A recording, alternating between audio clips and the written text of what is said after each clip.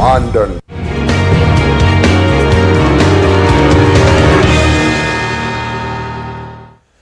नमस्कार, आप देख रहे हैं हमारा खास बुलेटिन खबर तो समझिए। और बात सबसे पहले कोरोना के नई आहट के बीच मोदी मंत्र की करते हैं। आज मुख्यमंत्रियों के साथ पीएम मोदी ने समीक्षा बैठक की, जिसमें पीएम मोदी ने ऐसा मंत्र दिया जिसका सीधा सरोकार आपसे है। अगर पीएम मोदी की अपील काम कर गई तो यकीन मानिए आपकी जेब को बहुत राहत महसूस होगी। पूरी रिपोर्ट देखिए, फिर खबर को समझेंगे। वैट घटाना कीमत घटाने का जंतर कि देश हित में आप पिछले नवंबर में जो करना था 6 महीने डिले हो चुका है। अब भी आप अपने राज्य के नागरिकों को वैट कम करके इसका बेनिफिट पहुंचाइए। तेल की महंगाई पर मोदी का मंत्र। नवंबर महीने में वैट कम करने की बात की थी, सबको मैंने प्रार्थना की थी, लेकिन कई राज्य, मैं यहां किसी की आलोचना नहीं कर रहा हूं, मैं सिर्फ आपसे प्रार्थना कर रहा हूं, आपके राज्य के नागरिकों की भलाई के लिए प्रार्थना कर रहा हूं। अब जैसे उस समय 6 महीने पहले कुछ राज्यों ने बात को माना, कुछ राज्यों ने नहीं माना। विपक्षी मुख्यमंत्री न तोड़ें ये तंत्र। कई राज्य जैसे महाराष्ट्र, पश्चिम बंगाल, तेलंगाना, आंध्र प्रदेश, तमिलनाडु, केरला, झारखंड, किसी न किसी कारण से उन्होंने इस बात को नहीं माना। पेट्रोल की पीड़ा, राज्य उठाएं बीड़ा। मेरा सभी राज्यों से आग्रह है कि वैश्विक संकट के इस समय में कोऑपरेटिव फेडरलिज्म की भावना पर चलते हुए एक टीम के रूप में हम सब मिलकर काम करें।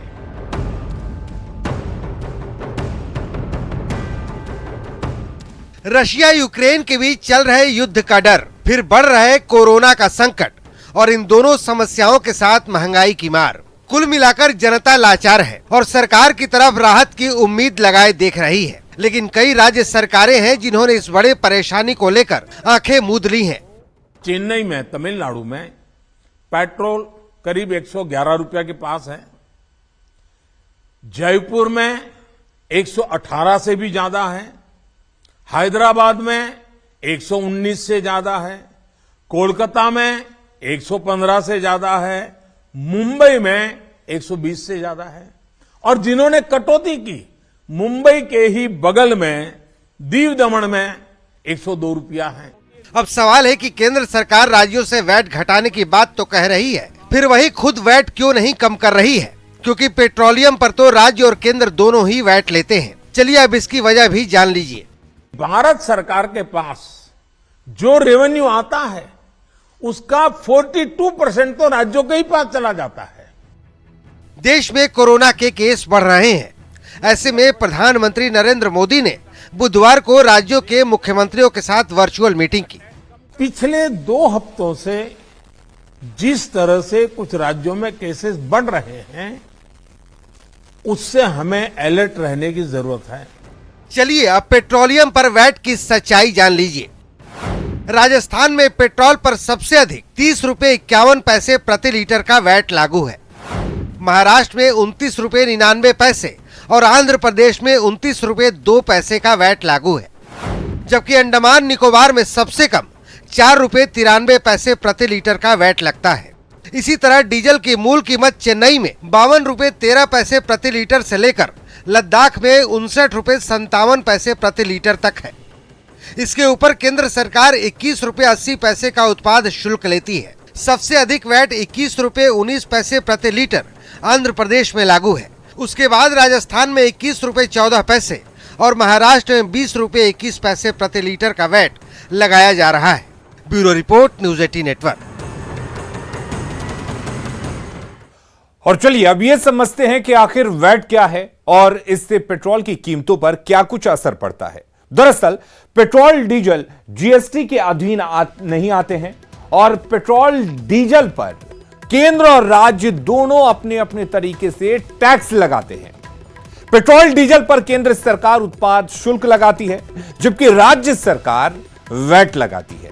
ऐसे में जब राज्य सरकार वैट कम करती है तो पेट्रोल डीजल के दाम गिर जाते हैं और फ्यूल रेट अपने आप कम हो जाता है।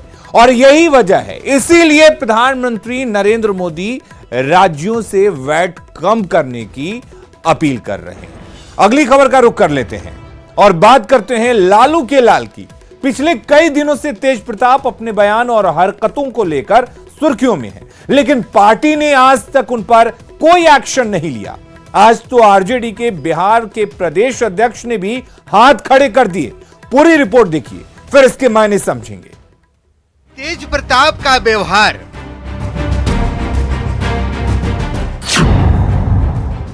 जगदानंद सिंह लाचार। जगदानंद सिंह आरजेडी का वो बड़ा चेहरा जिन्हें सिद्धांत का पक्का बताया जाता है। खुद जगदानंद सिंह नियम कानून और संविधान की बड़ी बड़ी बातें करते हैं, लेकिन आजकल वही जगदानंद सिंह लाचार हो चुके हैं। लाचार है जगदा बाबू अपने ही विधायक से। लाचार है जगदानंद सिंह लालू के बड़े लाल के व्यवहार से। जगदानंद सिंह ने कैसे जताई है लाचारगी, खुद सुन लीजिए। आप क्या लगता है कि जगदानंद बाबू कोई कार्रवाई नहीं कर सकते? कौन नहीं कर सकता? हम चाह के भी नहीं कर सकते। मामला तेजस्वी के इफ्तार के दिन का है। 5 सालों बाद बिहार के सीएम नीतीश कुमार लालू राबड़ी आवास पहुंचे थे। हर तरफ खुशी का माहौल था। पूरे बिहार में चाचा और भतीजे की चर्चा थी। लेकिन इफ्तार के अगले ही दिन आरजेडी के युवा पटना महानगर अध्यक्ष रामराज ने तेज प्रताप यादव पर बहुत बड़ा आरोप लगा दिया। रामराज ने कहा कि इफ्तार वाले दिन तेज प्रताप ने उन्हें कमरे में बंद करके पीटा, गालियां दी और इस्तीफा देने को कहा। उसके बाद मैंने उनसे विनती किया कि भैया हमारी गलती क्या, गलतियां बताइए। उन्होंने एक भी गलती नहीं बताया। सिर्फ एक ही गलती बोला कि तुम्हारा एक ही गलती है कि तुम राष्ट्रीय जनता दल में रहकर राजनीति नहीं कर सकते हो, तुम इस्तीफा दे दो, नहीं इस्तीफा देगा तुमको हम गोली मरवा देंगे। रामराज यादव ने आरजेडी के प्रदेश अध्यक्ष जगदानंद सिंह को अपना इस्तीफा सौंप दिया और इंसाफ की गुहार लगाई। लेकिन जगदानंद सिंह तेज प्रताप पर कार्रवाई करने में खुद को लाचार बता रहे हैं। जगदानंद सिंह का कहना है कि तेज प्रताप यादव विधायक हैं और उन पर कार्रवाई का अधिकार सिर्फ राष्ट्रीय अध्यक्ष को है। उन्होंने कार्रवाई की है एक माननीय सदस्य जो निर्वाचित हैं, और राष्ट्रीय जनता दल का संविधान कोई विषय विचार करके विवेकपूर्वक निर्णय करने का अधिकार राष्ट्रीय अध्यक्ष जी के सिवा किसी को नहीं दिया। हालांकि रामराज के आरोप को तेज प्रताप ने पूरी तरह से निराधार बताया है। तेज प्रताप ने कहा है कि आरजेडी के ही कुछ नेता उनके खिलाफ साजिश कर रहे हैं। इन्हीं लोगों ने रामराज को मोहरा बनाया है। तेज प्रताप ने लालू प्रसाद से मिलकर आरजेडी से इस्तीफे का भी ऐलान कर दिया। हालांकि राबड़ी देवी के हस्तक्षेप के बाद तेज प्रताप के तेवर थोड़े नरम पड़े हैं और वो अपने सरकारी आवास को छोड़कर राबड़ी देवी के आवास पर शिफ्ट हो चुके हैं। तेज प्रताप यादव हो, तेजस्वी यादव हो, राबड़ी देवी हो, लालू यादव जब एक घर में रहेंगे तो एक अच्छा मैसेज पहले से ही चला जाएगा और ये मैसेज चला भी गया है, क्योंकि कल देर रात राबड़ी देवी के आवास में तेज प्रताप भी आकर रहने लगे हैं और लालू यादव के आने के पहले पूरा परिवार में एकजुटता कई तरह के संकेत देगा और जाहिर सी बात है राजद के लिए भी बेहद उत्साह वाली खबर है। तेज प्रताप से जुड़ा ये कोई पहला विवाद नहीं है। अब सबकी नजर इस बात पर टिकी है कि इस ताजा विवाद के बीच तेज प्रताप के राबड़ी आवास में वापसी क्या गोल खिलाती है। न्यूज 18 के लिए पटना से रवि एस नारायण, आनंद अमृतराज और ऋतु रोहिणी की रिपोर्ट। और अब जगदानंद सिंह के इस बयान के मायने समझते हैं। मतलब साफ है कि जगदानंद तेज प्रताप के आगे पूरी तरह से लाचार है। प्रदेश अध्यक्ष रहते वो कोई एक्शन नहीं ले सकते, क्योंकि आरजेडी का मतलब है लालू प्रसाद और तेज प्रताप लालू के बड़े बेटे हैं। जाहिर है जगदानंद सिंह ने अपने हाथ खड़े कर लिए। एक तरह से कह सकते हैं कि तेज प्रताप के आगे जगदानंद सिंह ने सरेंडर कर दिया है। पार्टी प्रदेश अध्यक्ष जगदानंद सिंह से तेज प्रताप का मतभेद जग जाहिर है। जगदानंद सिंह को हिटलर तक कह चुके हैं तेज प्रताप और कई बार पार्टी उनके बयानों से असहज भी हुई है। आपको याद होगा तेज प्रताप ने ही लालू को बंधक बनाने की बात तक कह दी थी। रघुवंश बाबू को एक लोटा पानी कहकर जलील तक किया था। इन सब के बाद भी तेज प्रताप पर कोई एक्शन नहीं हुआ और अब तो जगदानंद ने खुलकर लाचारगी जाहिर कर दी है। बात अब कर लेते हैं सियासी इफ्तार के रफ्तार की। बिहार में इफ्तार का सियासत परवान पर है। तेजस्वी के इफ्तार में सीएम नीतीश कुमार ने पहुंचकर सबको चौंका दिया था। अब जेडीयू के इफ्तार में लालू परिवार को न्योता दिया गया है, जिस पर पूरे सियासत की नजर है। पूरी रिपोर्ट देखिए, फिर खबर को समझेंगे। पिछले शुक्रवार की ये तस्वीर भला कौन भूल सकता है। 5 साल बाद पैदल चलते हुए नीतीश कुमार लालू राबड़ी आवास पहुंचे थे। मौका था तेजस्वी के दावते इफ्तार का। करीब आधे घंटे तक नीतीश कुमार राबड़ी आवास रहे। दावत के साथ साथ बातें भी चलती रही। कभी नीतीश तेजस्वी से तो कभी तेज प्रताप और मीसा से बात करते दिखे। उस दिन की तस्वीरें यादगार बन गई। बड़ी बात यह है कि 7 दिन के अंदर एक बार फिर सीएम नीतीश कुमार और नेता प्रतिपक्ष तेजस्वी यादव साथ साथ दिख सकते हैं। इस बार भी मौका दावते इफ्तार का ही है। तब तेजस्वी ने इफ्तार का आयोजन किया था, अब जेडीयू की तरफ से किया जा रहा है और न्योता पूरे लालू परिवार को भेजा गया है। आप खुद इन निमंत्रण पत्र को देख सकते हैं। इसमें लालू प्रसाद, राबड़ी देवी, तेज प्रताप यादव और तेजस्वी यादव सबको अलग अलग न्योता भेजा गया है। इफ्तार का आयोजन करने वाले जेडीयू अल्पसंख्यक प्रकोष्ठ के अध्यक्ष सलीम परवेज का कहना है कि अगर लालू जी आ जाएं तो मैं ही नहीं, नीतीश भी खुश होंगे। लालू जी शायद अब घर पे आ गए हैं। हो सकता है अगर वो आ जाएंगे बाई प्लेन अब आज तो जरूर आएंगे, अच्छा लगेगा। नीतीश जी को भी अच्छा लगेगा। दोनों लोग एक दूसरे के दोस्त हैं और जेपी मूवमेंट के ये लोग वहाँ से निकले हुए लोग हैं, तो पुरानी दोस्ती खत्म नहीं होती है। हल्की किसी मैटर पे या किसी आइडियोलॉजी पे या किसी टॉपिक पे लोग अलग होते हैं, लेकिन दिल में जुड़ाव सबका एक होता है। हालांकि नीतीश कुमार साफ कर चुके हैं कि इफ्तार में मिलने मिलाने को सियासत से नहीं जोड़ना चाहिए, लेकिन कहते हैं ना कि राजनीति संभावनाओं का खेल है। न्यूज़ 18 के लिए पटना से आनंद अमृतराज की रिपोर्ट।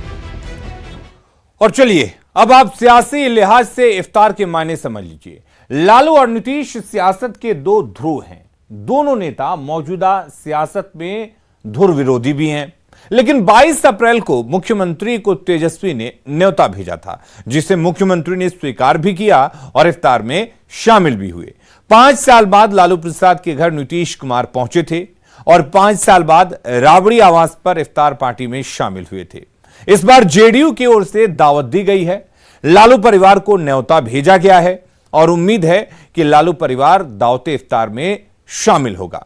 जाहिर है सियासत की नजर भी इफ्तार पर ही होगी, क्योंकि पिछले 6 दिनों में यह दूसरा मौका होगा जब नीतीश कुमार और नेता प्रतिपक्ष तेजस्वी यादव की मुलाकात होगी। और अब बात कर लेते हैं सीएम के सिक्योरिटी में बदलाव की। मुख्यमंत्री नीतीश कुमार की सुरक्षा पुख्ता करने के लिए हाल ही में एसएसजी में फेरबदल की गई है। फिट अधिकारियों के साथ जवानों को मुख्यमंत्री की सुरक्षा में लगाया गया है।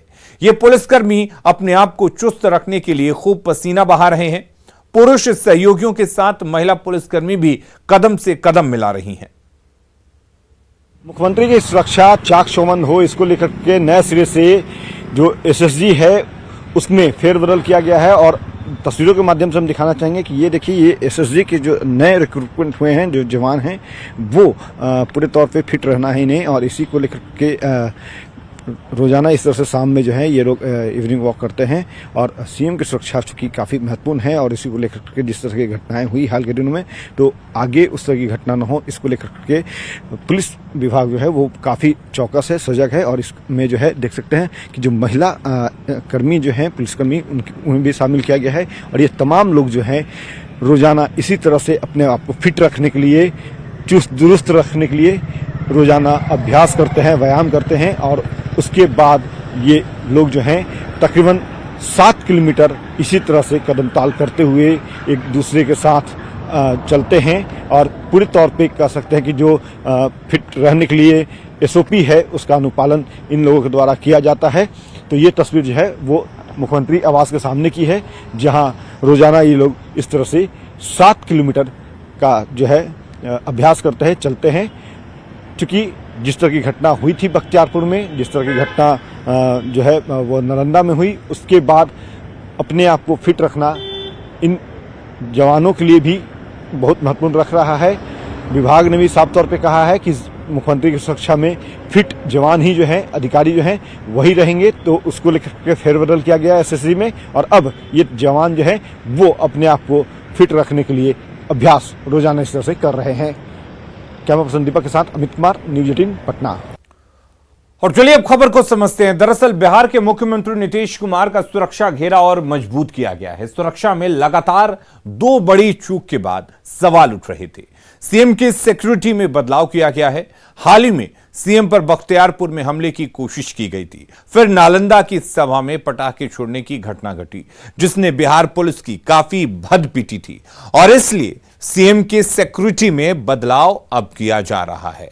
तो हमारे इस खास बुलेटिन में फिलहाल के लिए इतना ही, लेकिन खबरें लगातार जारी रहेंगी। आप बने रहिए न्यूज 18 बिहार झारखंड के साथ।